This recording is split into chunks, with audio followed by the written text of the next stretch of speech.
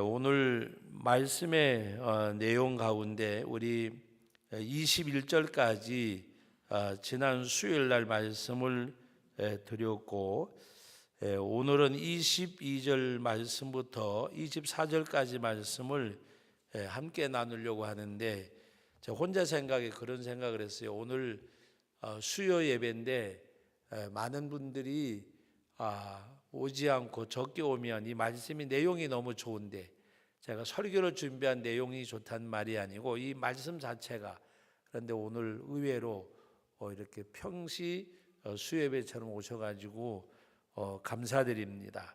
그래서 사실 오늘 저녁에 다른 말씀을 나눌까 하다가 그냥 이 말씀 나누고, 들을 사람은 들었고 듣지 못할 사람은 할 수 없고, 그렇게 생각을 했어요. 여러분, 오늘 이 말씀 가운데 바울 사도가 이제 그 밀레도에서 에베소 교회 그 장로님을 초청을 해서 고별 설교를 하는 가운데 이제 유대인과 헬라인 모든 사람들에게 이 복음을 전하는 것을, 그는 하나님 앞에 가장 중요한 사명임을 고백을 했습니다. 그러면서 오늘 22절 말씀에 보면, 보라 이제 나는 성령에 매여 예루살렘으로 가는데, 그랬습니다. 성령에 매여 예루살렘으로 가는데, 여러분, 우리가 아니라고 부인할 수도 있지만 알지 못하는 가운데 자기가 붙잡힌 데가 있어요. 붙잡힌 데가, 내가 알지 못하는 가운데도 또 알고 있는 가운데도 붙잡힌 데가 있다고 말입니다. 오늘날 많은 사람들이 뭔가 내 의지대로 사는 것 같지만 자기 의지를 움직이는 어떤 것에 이끌려 사는 사람들이 세상에는 너무나 많이 이렇게 있어요. 그리고 어떤 그 이야기든지 뭐 말할 때에 우리는 되도록이면 부정적인 어떤, 부정적이라기보다가도 예수 믿는 사람들이니까 불신앙적인 용어는 안 썼으면 좋을 것 같아요. 제가 요번에 연휴 기간에 어떤 이렇게 이제 그 유튜브에 들어가서 이렇게 목사님들 설교를 이렇게 듣는 가운데 어떤 분이 그 설교를 하시더라고요. 이제 지난 주일 날 설교인데 이렇게 뭐 추석 명절에 오고 가는 거 이야기하면서 요새 며느리들은 시자만 들으면 그냥 뭐 이렇게 다 옛날에 나왔던 소리인데 또 그걸 말하길래 왜 강단에서 저런 소리를 할까? 그래서 뭐 시자가 나오면 시금치도 안 먹고, 요새 왜 처녀들이 시집을 안 가는가 하면 시자가 나와서 안 간다고 또 그렇게까지 하더라고요. 그래서 저는 그 이야기를 들으면서 저거를 왜 강단에서 이야기할까? 여러분, 자꾸 그렇게 표현을 하면 그럴 수밖에 없잖아요. 그렇게. 그런데 오히려 여러분, 시댁이나 친정댁이나 다름이 없다고 생각을 하면, 시댁은 남편의 주된 가정이고 친정은 우리 가정의 주된 가정이고, 그리고 두 사람이 만나서 이렇게 화목하듯이 두 가정이 만나서 더 버팀목이 되면 더 좋잖아요. 그렇게 생각을 해야 되는데 자꾸 표현하는 것들이 다르게 자꾸 표현을 해서 저거는 아닌데 그렇게 생각이 되어지지 않아요.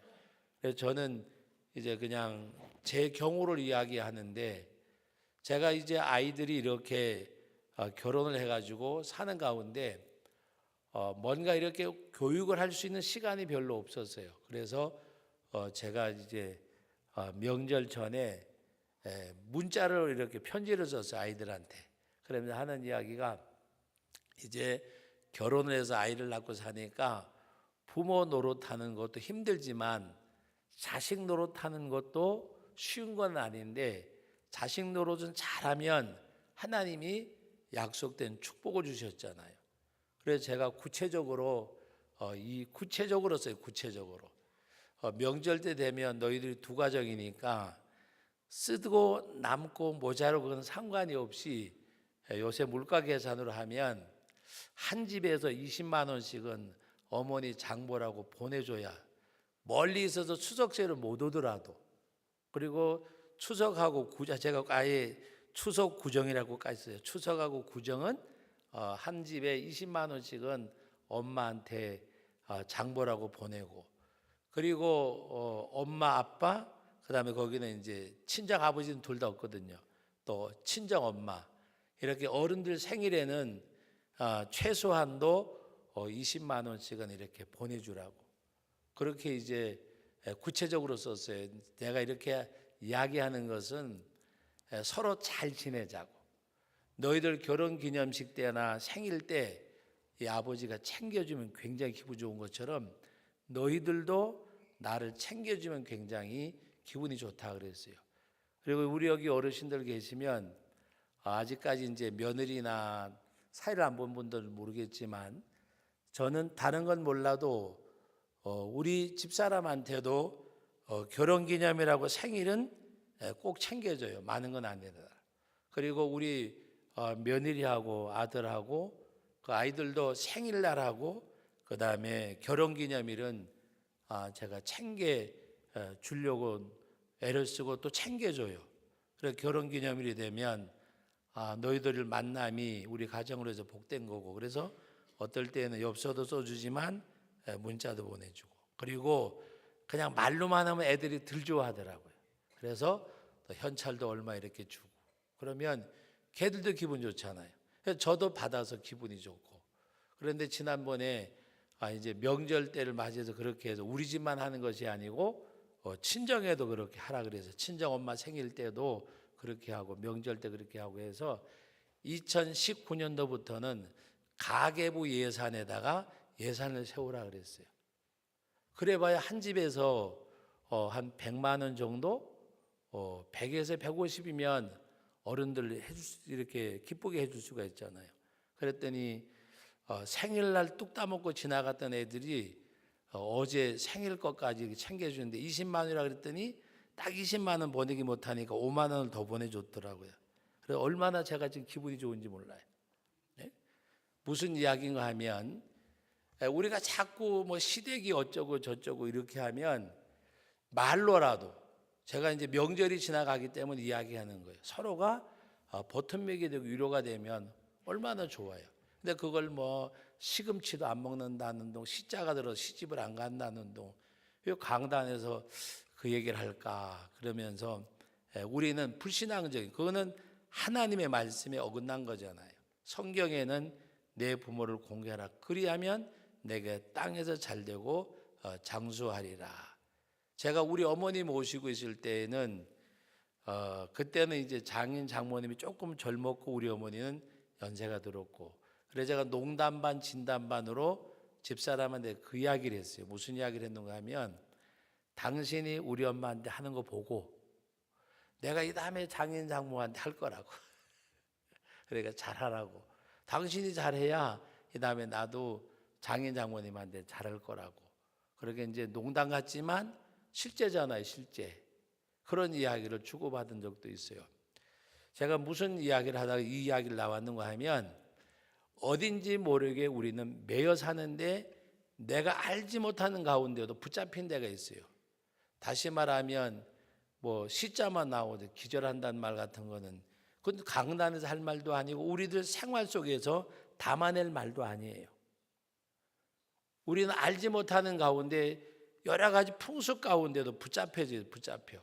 가족 관계도 마찬가지고 부모 자식 관계도 마찬가지고 그 관계 속에서 매여 사는데, 우리가 매여 살아야 될 것은 어떤 욕심이나 욕망이나 이런 것들보다가도 하나님 앞에 붙들려 사는 거. 정말 여러분, 왜 돈을 사랑하면 안 되지만 돈은 좋은 거잖아요. 그지요? 돈은 좋은 거예요. 돈 싫어하는 사람 아무도 없어요. 그러나 사랑한다고 하는 것은 그걸 위해서 내가 뭔가 이렇게 헌신하고 희생하고 드려지는 거예요. 그러나 우리는 물질이 나를 위해 있는 것이 내가 물질을 위해서 있는 거 아니에요. 그런데 우리는 알지 못하는 가운데 거기에도 매여 살아요. 여러분 가만히 생각해 보세요. 내가 물질이 필요로 하지만 물질이 날 위해 있는 것이 내가 물질 위해 있는 거 아니잖아요. 그럼 또 돈은 벌어야 되고, 이 답이 좀 아리송송하죠. 이것도 맞는 거 같고 저것도 맞는 거 같고. 그런데 다시 말하면 돈이 나를 움직이는 것이 아니라 내가 취택할 수 있는 그런 능력이 우리 가운데 있어야 돼요. 하나님 앞에 나가고 예배하고 말씀을 쫓아가고 하는, 내가 주님을 따라가는 길에 있어서 어떤 세상적인 것이 조금 손해를 본다고 할지라도, 물질적인, 구체적으로 이야기하면 내가 하나님을 쫓아가는 일 때문에, 믿음을 지키는 일 때문에, 예배하는 일 때문에 물질에 약간 손해가 있다고 할지라도 하나님 앞에 그것을 내가 포기할 수 있는 사람이 돼야 돼요. 그런데 그걸 포기 못하고 내가 영적 생활, 하나님 앞에 예배 드리는 거, 말씀 쫓아가는 거 양보를 하면 둘 중에 하나잖아요. 내가 어디에 매여 사는가 대단히 중요한 거라고 해서 아까 그냥 시댁 얘기도 하고 이런 얘기 저런 얘기 하는 거예요. 알지 못하는 가운데 어딘지 모르게 붙잡혀 살아요. 정말 내가 하나님을 우선하는 그 삶이 내게 있는가 할 때에 뭔가 이렇게 우리가 달라지는 거. 오늘도 제가 우리 교회 여러 군데 왔다 갔다 하면서 우리 장로님들, 집사님들, 안수집사님들, 권사님들 꽤 여러 사람을 봤어요. 그런데 예배 시간에는 지금 꽤 우리 장로님이나 권사님들, 집사님들 가운데 안 보여요. 여러분 가지고 이야기하는 거 아니고 말씀이기 때문에 제가 이야기하는. 그러면 정말 하나님 앞에 오늘 교회의 중직자들로서 수요 예배 드리는 것보다가 뭐가 더 중요한가? 부득불 직장이라든지 이런 거는 어쩔 수 없잖아요. 근데 그거 외에 추석 연휴 기간 끝나고 오늘 수요 예배를 드리는 분명히 예배 시간인데 거리에서도 받고 어느 장소에서도 받고 오늘 여러 사람을 봤어요. 그런데 오늘 이 자리에는 안 보여요. 제가 나오고 안 나오고 이걸 얘기하는 것이 아니고 뭐가 우선되는지, 이거 대단히 중요하다 그 말입니다. 뭐가 우선되는지. 여러분, 우리는 눈에 보이는 것보다가 저는 보이지 않는 것이 훨씬 중요하다고 생각해요. 여러분, 눈에 보이는 것들은 정말 눈에 보이는 것보다 보이지 않는 것이 훨씬 값 있는 게 많아요. 여러분, 지금 우리가 예배를 드리면서도 이 공기 가운데 산소를 마시잖아요. 이 산소는 정말 귀한 거예요. 우리가 호흡은요, 2분만 호흡을 안 해도 심장이 멈춰요. 2분만 호흡을 안 해도. 열심히 운동하고 이렇게 연마한 사람들은 3분도 가고 5분도 가는 사람도 있다 그러지만 특별한 경우고, 우리가 평상시 때 2분만 호흡을 안 해도 심장이 멈춰요. 근데 하나님은 우리가 잘 때든지 일할 때든지 산소량이 필요를 많이 마시게끔 하고, 여러분, 우리가 밟고 다니는 흙도 흙이 만약에 검 같다 그러면 어떻게 살겠어요?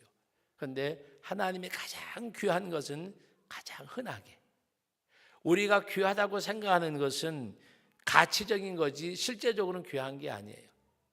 여러분, 다이아몬드는 있어도 살고 없어도 살고 끼도 살고 안 끼도 사는데 왜 다이아몬드가 귀하냐? 그 희귀성도 있지만 화폐 가치로 정해놨기 때문에 중요한 거예요, 그게. 여러분, 우리가 알지 못하는 가운데 어디 매여 산다고 말입니다. 매여서. 자기는 아니라고 말하지만 어딘지 모르게 매여서 사는데 어느 것이 우선이고 어느 것이 먼저인지 그것을 우리가 알아야 된다고 말입니다. 오늘 수요 예배보다 더 중요한 일이 있으면 그거 봐야지요. 봐야 되는데 과연 정말 이거보다 더 중요한 일 때문에 생명의 경각에 달렸다든지 어떤 직장이라든지 피치 못할 어떤 일인지 모르지만 그렇게 하는 그 어쩔 수 없지만 그 일 외에는 내가 노력해서 할 수 있는 것을 하지 아니하는 것은 하나님 앞에 죄예요, 죄. 여러분, 죄라고 말할 때에 말씀을 순종하지 않은 것과 불순종한 것, 혹 말씀을 지키는데 부족한 것도 죄라고 요리문답에 보면 정의를 해놨어요. 내가 하나님 앞에 최선을 다하지 않는 것. 여러분, 오늘 이 말씀 가운데서 사도 바울은 내가 성령에 매여 예루살렘으로 가는데, 성령에 매여, 성령에 붙잡혀 성령의 인도로 성령에 이끌려, 그 말이에요. 이끌려. 나는 어디에 이끌리고 어디에 매여서 사는가? 오늘 이 시간에 예배 자리에 나온 여러분들은 평생에 오늘 이 시간은 다시 안 오잖아, 그렇지요? 평생 이 시간은 다시 안 와요. 다시 하나님 앞에 여러분들이 뭐 선택에 대한 문제가 아니라 정말 내가 어디에 매여서 붙들려 사는가 대단히 중요한 거예요. 그리고 눈에 보이는 것 보이지 않는 것 산소 공기 이것만 가지고 이야기하는 게 아니에요. 여러분 자녀들의 앞길이 눈에 보여요? 안 보여요. 자녀들의 앞길이 눈에 보냐? 안 보여요. 또 우리 가정 내 앞길, 내 아내, 내 남편, 우리 가정의 앞길이 보이냐? 안 보여요. 하나님이 함께 하시느냐 안 하시느냐 하는 것은 이거는 정말 우리가 뭐 두말할 것이 없이 눈에 보이는 것뿐만 아니라 눈에 보이지 않는 하나님의 역사하심이 더 큰 거예요. 더 큰 거. 예를 들어서 우리 아들 딸들이 아직도 결혼을 안 하고 미혼자라 그러면 자녀들이 배우자 만나는 거 부모 생각대로 돼요, 안 돼요? 안 돼요. 부모 뜻대로 안 돼요. 그러면 그런 것도 눈에 보이지 않는 거예요. 나중에 선택되어지는 거예요. 근데 그것이 굉장히 중요하잖아요. 중요하다고 생각 안 하세요? 굉장히 중요하잖아요.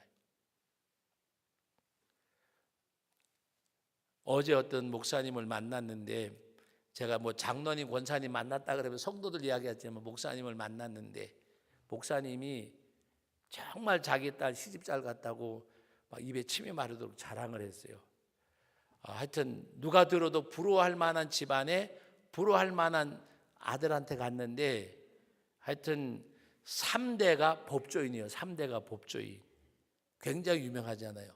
3대가 법조인인데 연애를 아주 잘해가지고요 시집을 갔어요.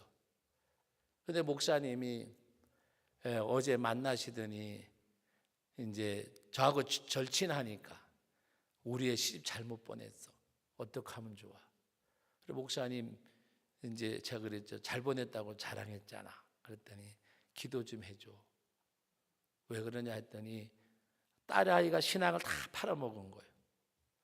신앙만 다 팔아먹었으면 괜찮은데 안 할 것도 하고 안 갈 때도 가고 그런다는 거예요. 여러분 목사 딸이 안 할 것도 하고 안 갈 때도 간다 그러면 우리 상상하면 알 수 있잖아요. 그래서 내가 강단에서 설교할 힘이 안 난대. 그리고 강단에 서면 막 하나님의 성령도 역사하시지만 자꾸 이 사탄이 낙심하게 한대. 네 딸이나 잘해라, 네 딸이나 잘해라. 그래서 하나님 앞에 눈물로 기도했대. 하나님, 이 사탄의 음성에 들리지 않게 해달라고. 뭐 성령이 역사할 때도 있겠지요. 네 딸은 그 모양인데 네 강단에서 설교할 수 있냐? 그거는 참소하는 건 마귀가 하는 거예요. 무슨 말씀인지 아세요? 그건 성령은 참소하진 않아요. 그러니까 하나님 이 음성이 들리지 않게 해달라고 하는데 이야기하면서 우시더라고요. 이야기하면서 3대가 법조인이요. 잘 갔지요. 딸이 신앙을 다 팔아먹었어요. 안 갈 때도 가고 안 할 것도 한다는 거예요. 그러면서 나는 그래도 그 집에 가면 얘가 복음의 통로로 도구로 쓰임받을 줄 알았는데 그게 아니라 그러면서 딸이 집에도 잘 안 온대요. 왜? 지 양심이 있으니까. 전화도 잘 안 한대요. 지 양심 때문에. 그러면서 한 번은 울면서 전화를 했더래요. 울면서 전화했는데 아빠 위에서 기도해줘. 언젠간 나도 바로 서겠지. 그런데 아이가 취해가지고 울면서 전화하는데 그거 전화 받는 목사 아버지가 마음이 어떻겠어요? 그걸 전화를 받는 목사 아버지 마음이 어떻겠냐고요. 아이가 술에 취해서 울면서 아빠 나도 이건 아닌데 왜 이랬는지 모른다 그러면서. 여러분 오늘 우리는 세상적인 가치를 가지고 자꾸 좋네 나쁘네 우리는 그렇게 생각을 해요. 영적 가치가 얼마나 중요한지 아셔야 돼요. 그리고 지금 그 가문이 요새 뭐 대법에 어쩌고 저쩌고 해가지고 막 그냥 막 이렇게 여론 그 언론에 지금 도마 위에 얹어 있는 사람 중에 한 사람이 돼버렸어요. 여러분 무슨 이야기인가 하면 우리는 정말 어디에 매여 사냐가 중요한 건데 바울은 내가 성령에 매여. 그런데 바울이 여기 성령에 매여 어디로? 예루살렘으로 가는데 거기서 무슨 일을 만날지 알지 못하는데 성령의 각성에서 증언하기를 결박과 환난이 나를 기다린다. 결박과 환난이 나를 기다린다. 쌍수대로 환영하는 사람이 아니라 결박과 환난이 나를 기다린다. 그런데 바울은 이런 상황 속에서도 다 같이 따라합시다. 내가 달려갈 길과 내가 달려갈 길. 여러분, 내가 달려갈 길은 나의 갈 길을 환난이 있어도 결박이 있어도 간다는 거예요. 하나님의 말씀을 제껴놓고 마이웨이가 아니라 하나님의 말씀대로 그 길을 간다는 거예요. 내가 달려갈 길과 내가 달려갈 길. 하나님 앞에 사명을 가지고 살아가는 거예요. 사명을, 욕심과 욕망과 여기에 끌려가는 것이 아니라 하나님 앞에 사명을 가지고 나가는 거예요. 사명을 가지고. 그래서 내가 달려갈 길과 주 예수께 받은 사명이라 그랬어요. 내가 가야 될 길이, 내가 받은 사명이 뭔가? 바로 하나님의 은혜의 복음을 증언하는 일이라 그랬습니다. 하나님의 은혜의 복음을 증언하는, 하나님의 은혜의 복음이 뭐요?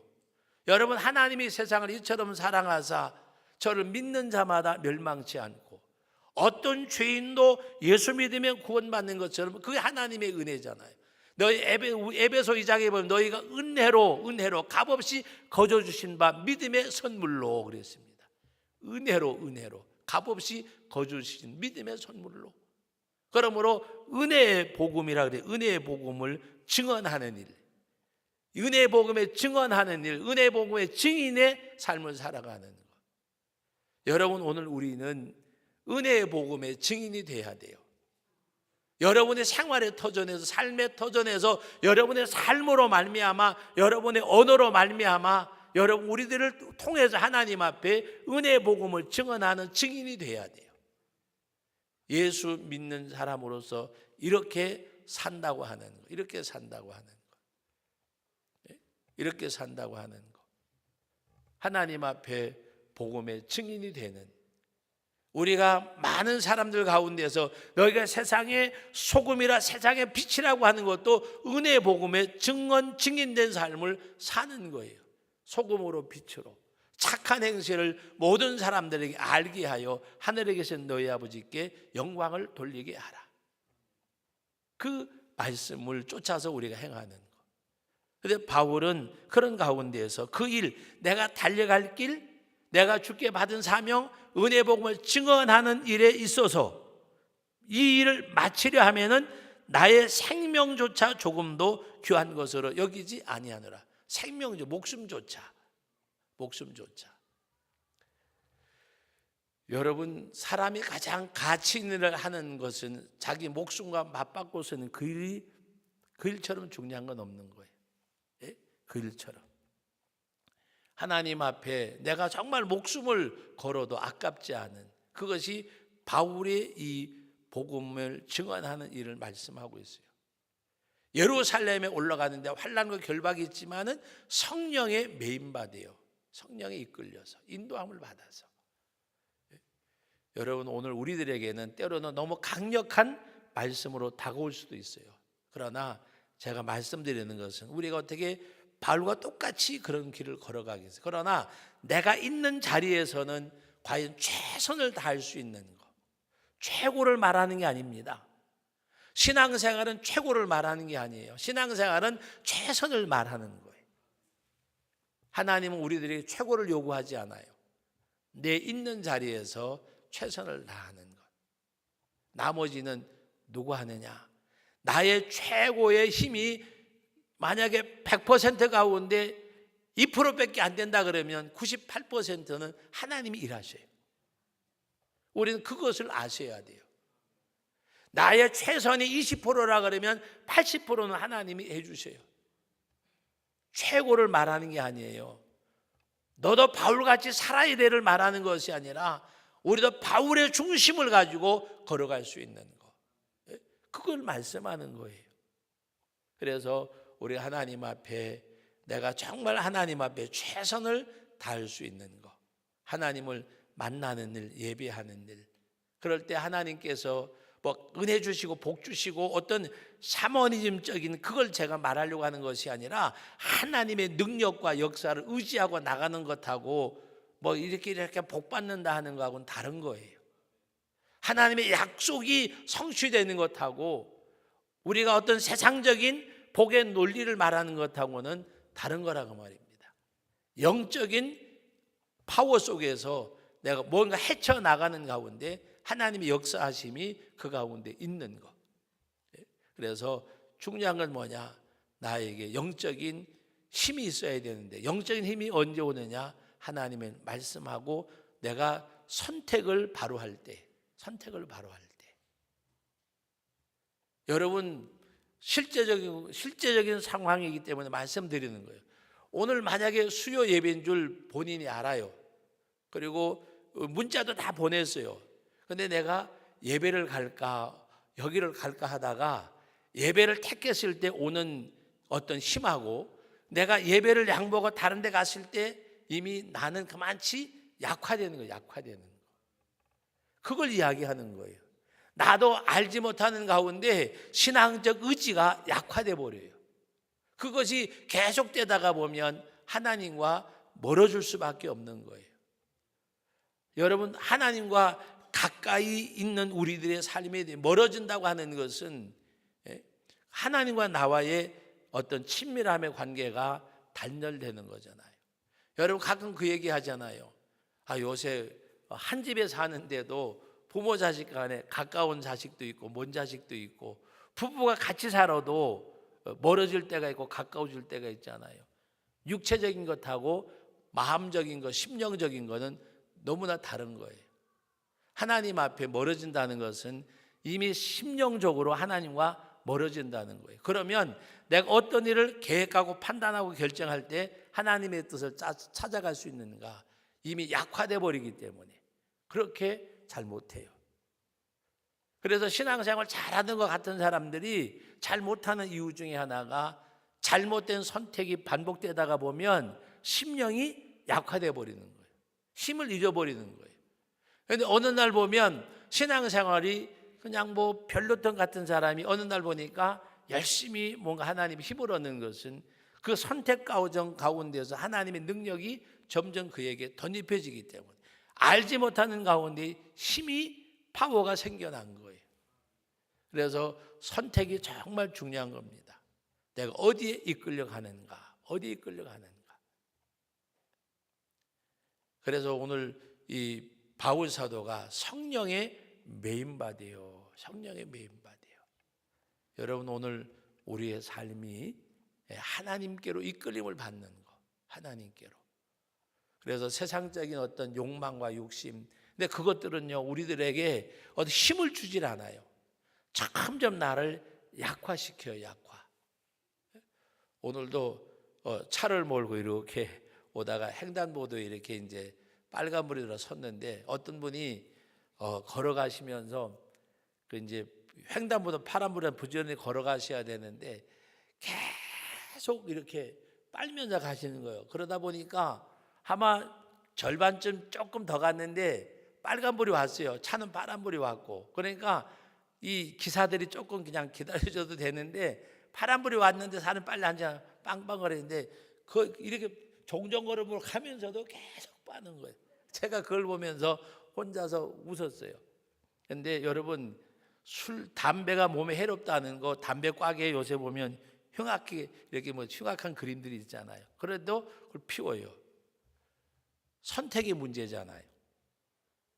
여러분 우리 생각에는 왜 저 나쁜 걸 먹을까? 안 먹으면 되는데 근데 그 의지적인 선택이 안 되기 때문에 그래서 저는 그 생각을 해봤어요. 눈에 보이지 않지만 영적으로도 육적인 담배 피우는 사람보다가 영적으로 담배 피우는 사람도 많을 것 같다. 혼자서 생각해. 영적으로 담배 피운다는 말이 뭐냐? 선택하지 말아야 될 것을 계속 선택하는 그 삶이 어떻게 보면 교회 나오면서 나는 담배 안 먹고 술 안 먹는다고 이야기하지만 술, 담배보다가 더한 것에 붙잡혀 있는 사람들도 있어요. 술, 담배보다 더한 데 붙잡혀 있는 사람. 보이지 않게. 가장 중요한 건 뭐냐? 자기 자신에게 붙잡히면 안 돼요. 오늘 우리는 자칫 잘못하면 목회자도 매너리즘에 빠질 때가 언젠가 하면 자기 자신에게 차려잡힐 때요. 자기 자신이 붙잡힐 때. 그 매너리즘에 안 빠지려면 하나님과의 나와의 선한 싸움이 있어야 돼요. 야보강 나루토에서 씨름하던 야곱의 씨름이 있어야 돼요. 그것이 없으면 우리 스스로도 매너리즘에 빠져. 목회자도 새벽 기도하고 성경 보고 설교 준비하는 목사지만 자기 자신에 붙잡히면 매너리즘에 빠져버려요.